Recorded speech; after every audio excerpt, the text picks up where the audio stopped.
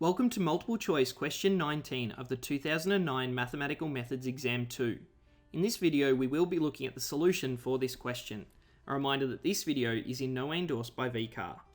Now before we move on, I'd just like to point out that the use of a CAS calculator is not really appropriate for this question, but certainly consulting your notes might be a good idea in the exam.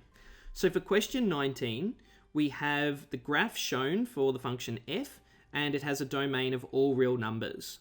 The question goes on to ask, the graph that best represents 1 minus f of 2x is one of the following. So I'm going to approach this question by considering the transformations that have occurred. So I'm going to go through in the order of Dr. T, or dilations, reflections, then translations, which is the correct order that you need to consider these in so that you get the graph right. So if we look for the dilations, we're going to need to know that the 2 that multiplies x here is actually a dilation by a factor of 1/2 from the y-axis.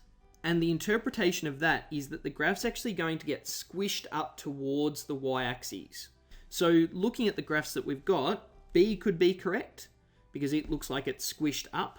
We could have D being correct because again it's being squished towards the y-axis. And E could also be correct. So at this point I'd rule out A and C because it doesn't appear that the dilation by a factor of 1/2 is present in either of those graphs. The next thing that we can spot is the negative that's out the front of f of x, and that's a reflection over the x-axis.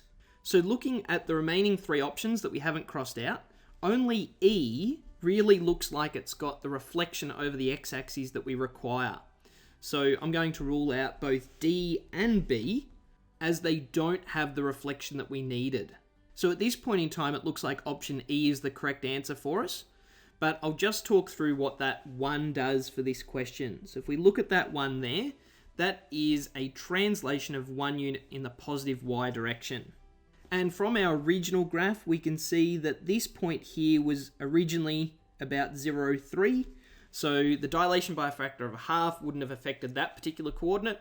The reflection over the y-axis would take it down to -3, and then a translation of 1 unit up results in this being at about the point 0, -2, which is where we'd expect it to be.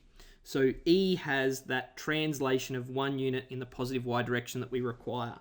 So we can be 100% confident that E is the correct answer for this question. From the examiner's report, we can see that this question was reasonably well done, with about 2/3 of students getting this question correct in the exam.